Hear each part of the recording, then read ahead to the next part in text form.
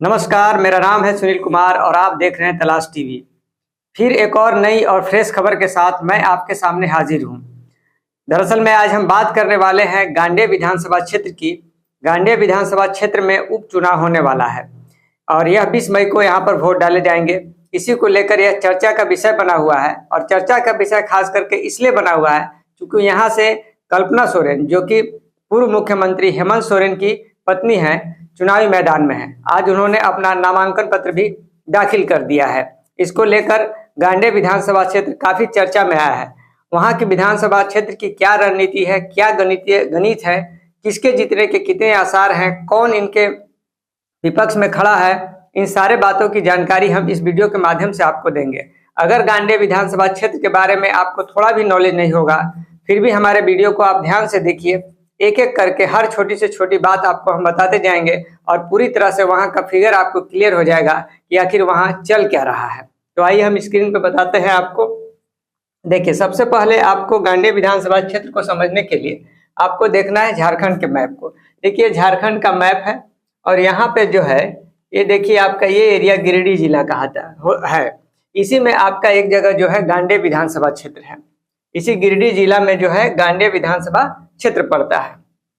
इसी क्षेत्र पर या इसी जगह पे जो है उपचुनाव हो रहा है। हालांकि अभी लोकसभा चुनाव का पूरा माहौल बना हुआ है, लेकिन यहाँ उपचुनाव हो रहा है। ऐसा क्यों हो रहा है, इसके पीछे क्या कारण है, इसको अब हम समझते हैं।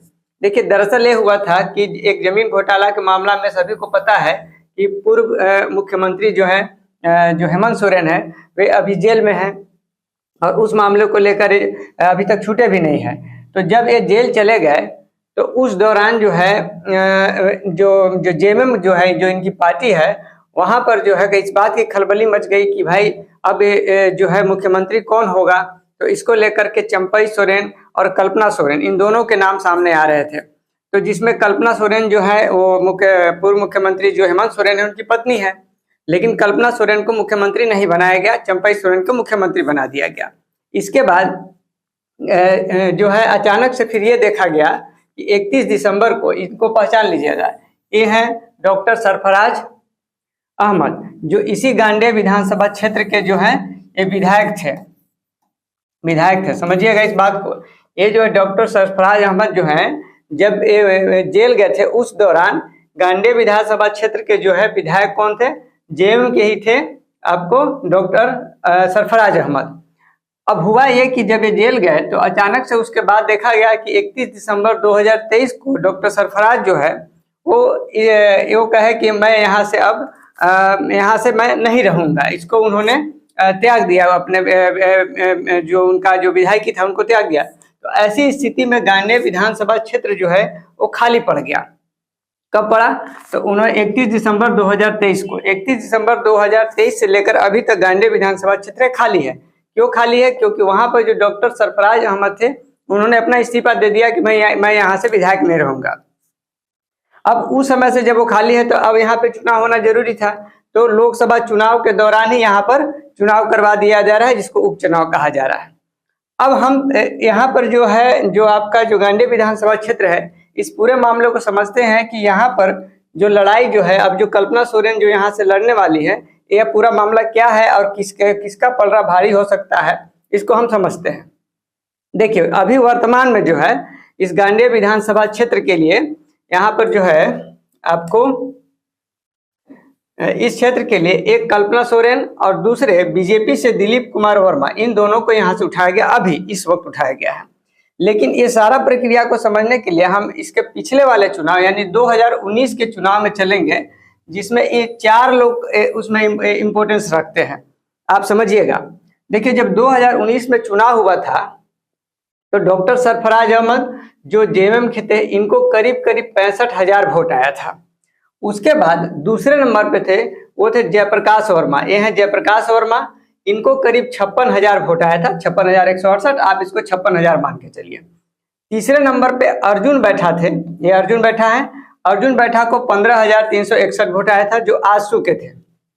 और दिलीप कुमार वर्मा को 8,952 वोट यानी करीब 8,000 वोट आया था दिलीप कुमार वर्मा, और ये जेवीएम से चुनाव लड़े थे।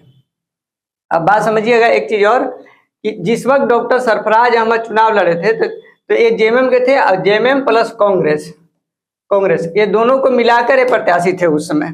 इससे पहले हालांकि आपको बता दें कि डॉक्टर सरफराज कांग्रेस पार्टी में थे 2019 से पहले, लेकिन इसमें जेएमएम में वो आ गए थे और यहाँ पर वो चुनाव लड़े थे, जेएमएम से ही चुनाव लड़े डॉक्टर सरफराज। तो 2019 में 65,000 वोट ला करके इनसे करीब करीब 11,000 वोट आप कह सकते हैं कि अधिक है। इससे जयप्रकाश वर्मा, ये जो जयप्रकाश वर्मा है इनसे जो बीजेपी के थे इनसे करीब 11,000 वोट इनको अधिक आया और ये जो है चुनाव जो है डॉक्टर सरफराज जीत गए। तीसरे नंबर पर कौन रहे? अर्जुन बैठा और चौथे नंबर पर कौन रहे? दिलीप कुमार वर्मा। अब हुआ ये कि चुनाव मान लीजिए जब खत्म हो गया तब बाद में हुआ ये कि जो जेवीएम, ये देखिए जेवीएम पर ध्यान रखिएगा, जेवीएम वाला जो था, जेवीएम के जो जेवीएम जो पार्टी थी उसका जो है बीजेपी में विलय हो गया था। तो जेवीएम जो था, जेवीएम उसका बीजेपी के साथ विलय हो गया जेवीएम में। तो अब आप जेवीएम को अलग नहीं मान सकते हैं। तो अब इस समय जब हुआ, जब यहाँ पर अब आइएगा आप 2024 में, तो अभी जो चुनाव अभी का जो मामला हो रहा है उसमें देखिए यहाँ पर जब कल्पना सोरेन जो चुनाव लड़ रही हैं तो इनके साथ कौन कौन है? एक तो कांग्रेस है, उसके बाद फिर जेएमएम की खुद हैं और तीसरा नंबर में इनके साथ भाकपा माले भी है, भाकपा माले है। ये तीन चीज इनके साथ है, जेएमएम से खुद है, कांग्रेस हो गए और भाकपा माले भी इनके साथ है। अब उसके बाद देखिए, अब समझिएगा दिलीप कुमार वर्मा जो है वो 2019 में जो थे वो जेवीएम में थे, जेवीएम का फिर विलय हो गया बीजेपी में, तो जाहिर सी बात है कि ये भी अब बीजेपी वाले हो गए। अब यहाँ पर 2024 में जब दिया गया टिकट इस गांडे विधानसभा क्षेत्र के जो अभी उपचुनाव होना उसमें, तो दिलीप कुमार वर्मा को दे दिया गया। दिलीप कुमार वर्मा अब बीजेपी के हैं, पहले 2019 में जो पिछला बार था वो थे जेवीएम में। अब ध्यान ये भी देना है कि तीसरा नंबर पर देखिए आशु था, उसके बाद ये था। और एक चीज और ध्यान रखिएगा कि जो बीजेपी से लड़े हैं, तो अभी जो चुनाव हो रहा है उसमें देखिए आपको जो है एक आपको बीजेपी और फिर दूसर का आपको जेवीएम इसके साथ ही हो गया, क्योंकि विलय हो गया तो एक ही समझिए, और प्लस आजसू भी इसके साथ है जो एनडीए का हिस्सा है। तो जाहिर सी बात है कि जो ये आजसू वाला जो है ये भी इनके साथ हो जाना चाहिए। उसके बाद दिलीप कुमार वर्मा, इनका फोटो देख रहे हैं हमने दोनों जगह लगाया, ये तो साथ में है ही है। और जयप्रकाश वर्मा जो है, जो पिछला बार बीजेपी के थे, अभी इनके साथ नहीं। हुआ ये कि अभी कुछ समय पहले जो है ये चले गए जेएमएम में, ये जेएमएम में चले गए और ये जेएमएम में गए और यहाँ से चुनाव भी नहीं लड़ रहे हैं, विधानसभा वाला में उपचुनाव नहीं लड़ रहे हैं। ये आपका अब घोषणा कर चुके हैं कि ये कोडरमा क्षेत्र से अपना लोकसभा का चुनाव लड़ेंगे। तो ये जो बीजेपी से जेएमएम में गए थे और वो कोडरमा क्षेत्र से अपना चुनाव लड़ेंगे। हालांकि कोडरमा से किसी दूसरे को दिया गया है, जो माले का संभवतः हमको ध्यान नहीं आ रहा, माले का ही है उनका। तो कोडरमा क्षेत्र से लड़ेंगे। तो जाहिर सी बात है कि उसके बाद पार्टी अगर कुछ कार्रवाई करती है इन पर तो जेएमएम को थोड़ा सा लॉस हो सकता है इसकी वजह से, क्योंकि जेएमएम जाके है। लेकिन फिलहाल ये बीजेपी के, पिछले 2019 में बीजेपी थे, अभी अपना कोडरमा से चुनाव लड़ रहे हैं। अब मिला जुला के देखिए क्या क्या क्या मामला है, इनके साथ कौन कौन से होंगे। एक जेएमएम का इनका अपना वोट, और उसके बाद फिर कांग्रेस का वोट और भाकपा माले का वोट। इनके साथ कौन कौन हो जाएंगे? एक आपको बीजेपी का अपना जो वोट रहेगा वो, फिर जेवीएम, चूंकि जेवीएम से गए थे तो जेवीएम वाला वोट, एक आजसू का।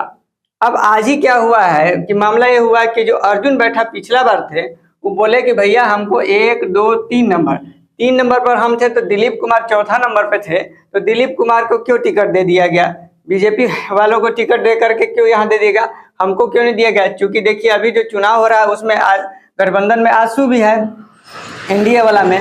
तो आजसू कहता है कि भैया पिछला बार तीसरा नंबर पर तो हम थे ना, अब ये तो है ही नहीं हम लोग के साथ है, तो बातें खत्म कर दीजिए। जयप्रकाश वर्मा जो है साथ में नहीं है, तो इनका तो बात खत्म कीजिए। अब अर्जुन बैठा, अब दिलीप कुमार वर्मा, ये अर्जुन बैठा, अब दिलीप कुमार वर्मा में पिछला बार वोट अधिक कौन लाया था? तो अर्जुन बैठा लाए थे। तो अर्जुन बैठा को नहीं दे करके टिकट किनको दे दिएगा? इनको। इसमें मामला यही, चर्चा का जो विषय है वो यही है कि जो दिलीप कुमार वर्मा है वो बाबूलाल मरांडी के थोड़ा नजदीकी समझे जाते हैं, इस वजह से इनको टिकट मिला है, यही चर्चा का विषय है। तो अब देखिए इन दोनों के बीच में अब मामला ये है कि किनका पलड़ा भारी है। तो ये जो है कल्पना सोरेन जो है, जो हेमंत सोरेन की पत्नी है, यहाँ पर आपको देखिएगा, यहाँ पर तो जब आप विभिन्न मीडिया में जब खबर को पढ़िएगा तो वहां देखिएगा कि एक आदिवासी और प्लस मुस्लिम दो तरह के वोटों पर इनका कंसंट्रेशन है। आदिवासी करीब करीब आपको गांडे में करीब 40,000 के करीब आदिवासी वोटर्स की बात कही जाती है। इसके अलावा मुस्लिम वोट का फायदा किससे मिल सकता है? डॉक्टर सरफराज से। डॉक्टर सरफराज जो है जब ये गांडेय विधानसभा क्षेत्र को छोड़े थे उसी वजह से वहां पर चुनाव हो रहा है। डॉक्टर सरफराज छोड़े और डॉक्टर सरफराज भी वर्तमान में राज्यसभा के सदस्य बना दिए गए हैं। तो डॉक्टर सरफराज विधानसभा का नहीं होकर के वो राज्यसभा के सदस्य हैं, तो उनको भी कोई दिक्कत नहीं है भाई, उससे ऊंचा ही पद पर एक तरह से चले गए हैं। तो डॉक्टर सरफराज अहमद जो है वो किनके साथ हैं? डॉक्टर सरफराज अहमद ये आपको कल्पना सोरेन के साथ हैं। और उसके बाद चूंकि ये मुस्लिम है तो मुस्लिम होने का एक इनको फायदा मिल सकता है। उसके बाद कल्पना सोरेन जो है वो आदिवासी समाज से आती हैं तो उसका फायदा इनको मिल सकता है। इसके अलावा भाकपा माले जो है, भाकपा माले उसका कैडर वोट का भी फायदा इनको मिल सकता है। और जयप्रकाश जो वर्मा है, ये जो है जयप्रकाश वर्मा जो है ये अभी फिलहाल तो जेएमएम में ही है जब तक अगर पार्टी कार्रवाई नहीं करती है। हालांकि ये कोडरमा से चुनाव लड़ने जा रहे हैं जो कि आजसू का, जो कि वहां से आपको जेएमएम का वहां उतरा हुआ है। तो उसके बाद कहने का था कि अगर पार्टी कार्रवाई करती है तो फिर वहां पर दिक्कत हो सकता है हल्का, लेकिन कहने का मतलब है कि फिलहाल आप मान के चलते हैं कि ये भी इनके साथ है। हालांकि ये चुनाव नहीं लड़ रहे हैं इसका विधानसभा का, लेकिन उनका सपोर्ट तो रहेगा, तो वो भी मान के चलिए। तो मिला जुला के इनका पलड़ा अभी इनसे कहीं अधिक भारी है। अब मामला ये भी है कि अर्जुन बैठा जो आज कह रहे हैं कि हमको 2 या 3 मई को जो है जो आजसू वाले हैं वो जो है अब क्या करेंगे कि वो भी नामांकन करना चाह रहे हैं गांडेय से क्षेत्र से। तो अगर ये कर देते हैं तो पिछला बार 15,000 वोट लाए थे, तो आजसू वाला में फिर बागी हो गए तो इनको फिर यहाँ भी लॉस हो जाएगा। यानी ये जो अभी फिलहाल इनके साथ जो है जो दिलीप कुमार वर्मा है, अगर ये अगर नामांकन कर देते हैं और आज उनका वक्तव्य भी आया है कि भाई ये लड़ सकते हैं, तो अगर ऐसा ये कर देते हैं तो उस केस में फिर यहाँ पर बीजेपी को दिक्कत होने वाला है, नहीं दिलीप कुमार वर्मा को दिक्कत हो सकता है। तो अभी पलड़ा फिलहाल आप देखिएगा तो इनका भारी, जो मेरा विश्लेषण है हमको लगता है कि कल्पना सोरेन का जो है पलड़ा फिलहाल भारी है, जो समीकरण बता दिख रहा है। हाँ, अगर अर्जुन बैठा नहीं लड़ते हैं तो उस स्थिति में कांटे की टक्कर हो सकती है। अगर हम समझते हैं कि इसके बाद आपको गांडेय विधानसभा क्षेत्र का सारा मामला समझ में आ गया होगा। वहां पर मुख्य रूप से कल्पना सोरेन और दिलीप कुमार वर्मा के बीच टक्कर है। अब उसके बाद अर्जुन बैठा पर डिपेंड करता है कि वो चुनाव नामांकन कर देते हैं या कि फिर उनको मना लिया जाता है, उसके बाद ही वहाँ सारा चीज निर्धारित होगा। तो हमको लगता है कि गांडेय विधानसभा क्षेत्र का सारा विश्लेषण आपको समझ में आ गया होगा। हमने कोशिश किया कि फिगर के माध्यम से और इस तरह से आपको हर बात समझाने का प्रयास करें। अगर आपको ये वीडियो पसंद आया हो तो इसको लाइक कीजिए, इसको शेयर कीजिए, और अगर हमारे चैनल तलाश टीवी पर बिल्कुल नए हैं तो उसको सब्सक्राइब भी कीजिए। बहुत बहुत धन्यवाद।